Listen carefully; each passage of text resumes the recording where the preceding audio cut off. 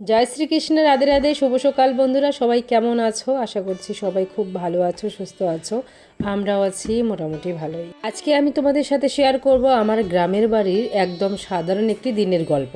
একজন গ্রামের বাড়ির বউয়ের কখন যে দিন শুরু হয় আর কখন যে শেষ হয় আমরা নিজেরাই অনেক সময় বুঝতে পারি না।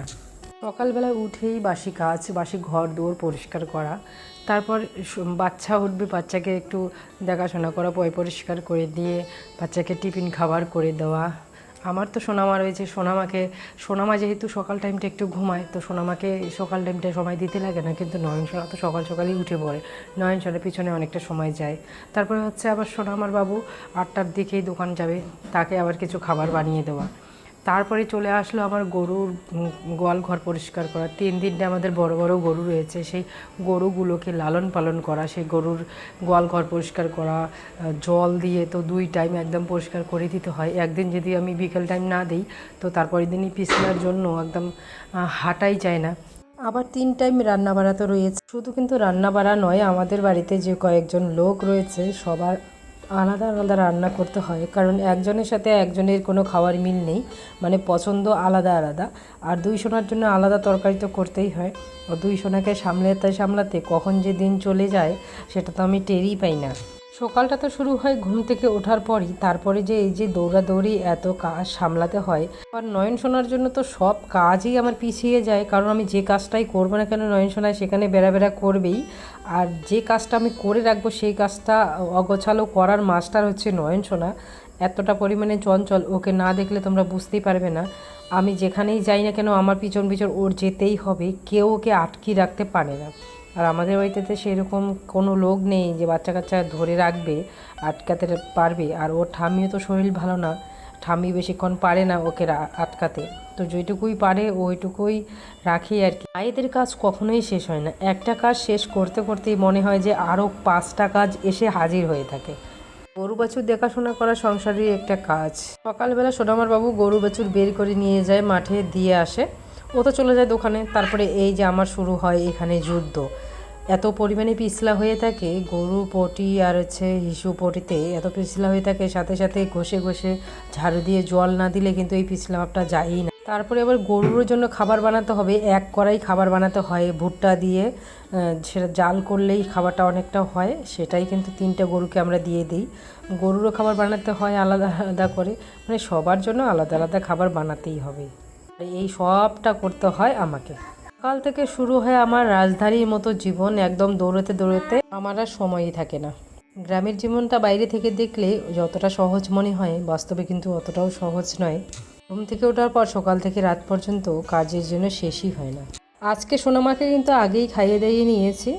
আর দেখো কি ঝলমলে রোদ উঠেছে, আর এদিকে আমার এইগুলো করতে করতে কিন্তু খুব হাঁপিয়ে গিয়েছিলাম, মানে পুরোই স্পিডে করতে হয়। আর ক্যামেরা যদি লাগাই না তাহলে খুবই দেরি হয় কাজে।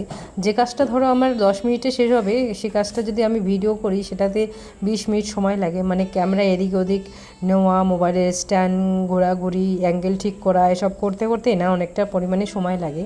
আর তোমরা আমাকে অনেকেই জিজ্ঞাসা করছো যে আমি কেন প্রতিদিন ভিডিও দিতে পারছি না। আসলে সেই 5-6 দিন হয়ে গেল আমি ভিডিও দিতে পারিনি, সেই ওই সোমবারই দিয়েছিলাম ভিডিও।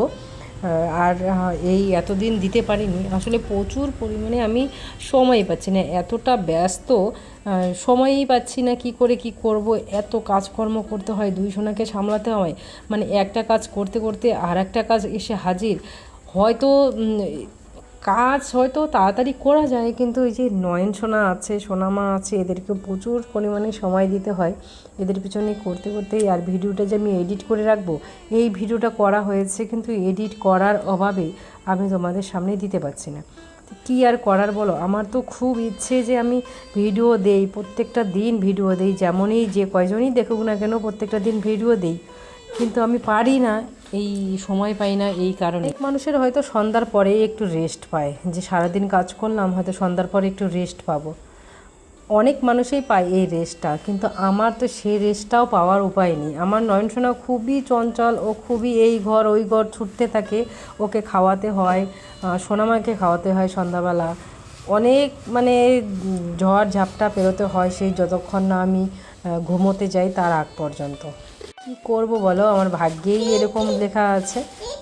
আর আমার নয়ন সোনা এতটা পরিমাণে চঞ্চল করে না, ওকে কেউই আটকে রাখতে পারে না। তোমরা দেখতেই পাচ্ছ এই যে আমি এখানে কাপড় ধুচ্ছি, এখানেও কিন্তু নয়ন সোনা চলে এসেছে।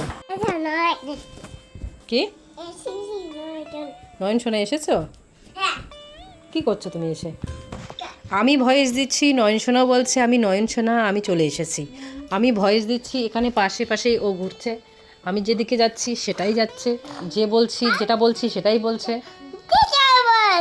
হুম, বলো তো মাসিমণিরা কেমন আছো? কেমন আছো? ভালো আছো? বলো, আমি দুষ্টু করি না তো? আমি গুড বয়। হ্যাঁ ঠিক আছে, তুমি চুপ করে থাকো এখানে। হ্যাঁ, আজকে সোনামাকে সকাল সকাল খাওয়ানো দাওয়ানো হয়ে গেছে। 1 ঘন্টা ধরে সোনামাকে খাওয়ানোর পর আজকেও সোনামা কিন্তু সব উল্টি করে বের করে দিয়েছে। তারপরে সাথে সাথে ওকে আমি নিয়ে এসেছি কলের পাড়ে, স্নান দান করিয়ে শুইয়ে রেখেছি। তারপরে চলে আসলাম এই যে কাপড় চোপড়গুলো ধোয়া। আজকে সকাল সকাল আমি কাপড় ধুতে পারিনি, কারণ সকাল সকাল আমি সোনামাকে খাইয়েছি। তারপরে সোনামার বাবু চলে গেছে দোকানে, ওর জন্য খাবার দাবার বানাতে বানাতে অনেকটা দেরি হয়ে গিয়েছে। আসলে সকাল টাইমে যদি আমি সব কাজ সেরে ফেলি তাহলে ওইদিকে ওই রান্নাঘরে দেরি হয়ে যায়। রান্নাঘরে তো চা, তারপরে জলখাবার বানাতে হয়, কে কী খাবে না খাবে। তো দেখো রাজধানীর মতো কিন্তু দৌড়াতে দৌড়াতে আমার কাজ এগিয়ে চলছে। সমস্ত কাপড় চোপড় আমি ধুয়ে দিলাম, এখন এখানে মেলে দিচ্ছি। বাড়িতেই সব কাপড় চোপড় মেলে দিই, এখন আর কোথাও দেই না, বাইরে কোথাও দেই না আর কি। বাইরে দৌড়দৌড়ি করার সময়ও থাকে না, আর বাইরে সেরকম যাইও না। এখানেই কিন্তু 6-7টা কি 8টা দড়ি এইভাবে এই ঘর থেকে ওই ঘর টেনে দিয়েছি। আর প্রচুর কাপড় চোপড় যেহেতু আমার বেরোয় ধুতে হয়, আর এখানেই রোদ পায়, হাওয়া বাতাসে যেটুকুই শুকায় হালকা পাতলাগুলো শুকিয়ে যায়, আর যেগুলো না শুকায় ওগুলো আগে নয়নসোনা কি করেছিল, সন্ধ্যাবেলা নয়নসোনাকে খুঁজে পাচ্ছিলাম না, আর নয়নসোনা কিন্তু বালতি ভর্তি জল ছিল, সেখানে গিয়ে বসে পড়েছে। তোমরা অনেকেই বলেছো যে নয়নসোনাকে সাবধানে রেখো।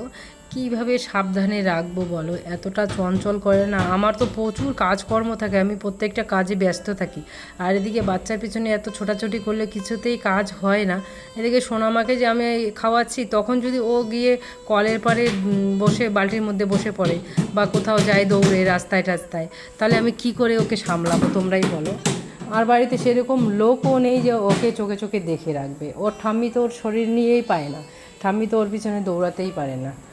তো এই হচ্ছে ব্যাপার, আমাদের প্রচুর মানে আমার প্রচুর চাপ যাচ্ছে। এই ছোট বাচ্চা কবে বড় হবে? অন্বেষা দিদিভাই তুমি বলেছিলে যে নয়নসোনা তাড়াতাড়ি বড় হয়ে গেলে মানে শান্ত হয়ে যাবে, ছোটোবেলায় দুষ্টুমি করছে চঞ্চল করছে ঠিকই, কিন্তু বড় হয়ে গেলে শান্ত হয়ে যাবে। তো আমি ভাবছি বড়টা হবে কবে, আর তাড়াতাড়ি একটু যদি বড় হয়ে যায়, একটু বুঝতে পারে, তাহলে কিন্তু খুব ভালো হয় আমার পক্ষে আর কি। তো এতটা পরিমাণে নয়নসোনা চঞ্চল না, আমি আর ওকে পারছি না নিয়ে। ও এখান থেকে মানে এখানে দেখছি তো এখানেই নেই। তো যাই হোক, ওর কথা আর কি বলবো, তোমরা তো দেখোই যে কতটা পরিমাণে কি করে। আর এখানে আজকে আমি নিরামিষ রান্না করছি, এই ভিডিওটা ছিল সেই শনিবারের। তো শনিবারে হচ্ছে একদিকে আলু পটল দিয়ে রসা করেছি, মানে একটু ঝোল তরকারি করেছি, সব কিছু আস্তে আস্তে এখানে ভেজে রাখছি। আর ভেন্ডি ভাজা হয়েছে, প্রথমেই দেখেছো সকালে ভেন্ডি ভাজা করেছি, ওই ভেন্ডি ভাজাই কিন্তু আবার রয়েছেই, খাওয়া হয়েছে আবার রয়েছে। তো আবার এখানে আজকে প্রথমবারের মতো আমি রান্না করলাম ঝিঙ্গে পোস্ত। আলু ছোটো ছোটো করে টুকরো টুকরো করে দিয়েছি, আর ঝিঙ্গেগুলো টুকরো টুকরো করে আগে ভালো করে ভেজে নিয়েছি। তারপরে এই যে পোস্ত আর আদা আর হচ্ছে কিছুটা লঙ্কা মিক্সার ভালো করে ফাইন পেস্ট করে দিয়ে দিলাম। আর এখানে মানে বুটের ডালের হচ্ছে ছোলার ডালের বড়া ভাজছিলাম। একদিকে ছোলার ডালের বড়া দিচ্ছি, এখানে ভাজছি, আর একদিকে দিচ্ছি। তো এই বড়াগুলো এখানে দিব কয়েকটা, আবার কিছু বড়া রেখে দিয়েছি আলু পটলের রসাতে দেবো বলে। তো নিরামিষ দিনে কিন্তু এরকম রান্না খুবই ভালো লাগে। আমি তো দেখি কলকাতার মানুষগুলো এই পোস্ত, ঝিঙ্গে পোস্ত বলো আলু পোস্ত বলো, খুবই ভালোবাসে। আর আমি প্রথমবারের মতো বানালাম পোস্ত বাটা দিয়ে ঝিঙ্গে আর আলু পোস্ত। তো আমার কিন্তু খুব খুব ভালো লেগেছে। আমি নিরামিষ কিন্তু খেতে খুব ভালোবাসি। আমি মাসের মধ্যে অনেক কয়েকদিন নিরামিষ খাই, শনিবার করে তো আমরা খাই, তারপরে মাসে 2টো একাদশী পরে, একাদশী আমি করি যেহেতু, একাদশীর আগের দিন থেকে নিরামিষ আমার শুরু হয়, একাদশীর পরের দিন পর্যন্ত আমি নিরামিষ খাই। একাদশীর দিন তো আমি পঞ্চশস্য খাইই না, কোনো কিছু এগুলো খাই না, একাদশীর উপবাসই থাকি, ফল সাবু যা খাই ওইটুকুই। আর তারপরের দিন আমি হচ্ছে নিরামিষ খাই। আর এই রবিবারে কিন্তু একাদশী ছিল, আর একাদশী আগের দিন যেহেতু নিরামিষ খায়, আর এটা তো শনিবার নিরামিষ, আর তো খেতে কিন্তু খুবই ভালো হয়েছে। ওদের খাওয়ার সিস্টেমটাই আলাদা। আমার তো এরকম ভালো লেগেছে না, প্রথমবার আমি ঝিঙ্গে পোস্ত করেছিলাম, ওকেই বলেছিলাম যে ঝিঙ্গে পোস্ত আনবে, তো ঝিঙ্গে পোস্ত বানাবো, সবাইকে দেখি ঝিঙ্গে পোস্ত বানাতে, আমার তো খুবই ভালো লাগে দেখে। তো আমার কিন্তু খুব ভালো লেগেছে। কেমন আছো? আশা করছি সবাই খুব ভালো আছো, সুস্থ আছো, আমরাও আছি।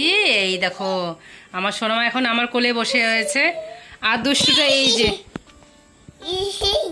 কেমন আছো তুমি? বলো ভালো আছি।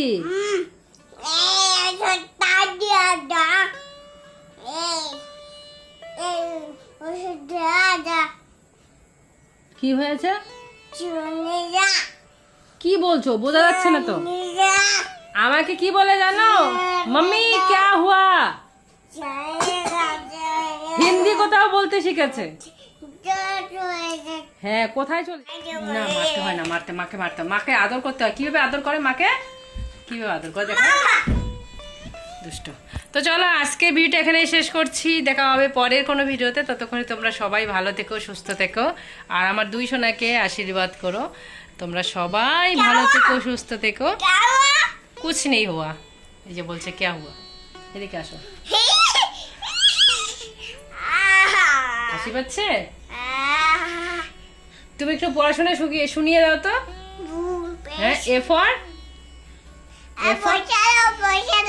দেখেছো কি দুষ্টু বলছে, পয়সা দাও পয়সা দাও। Thank you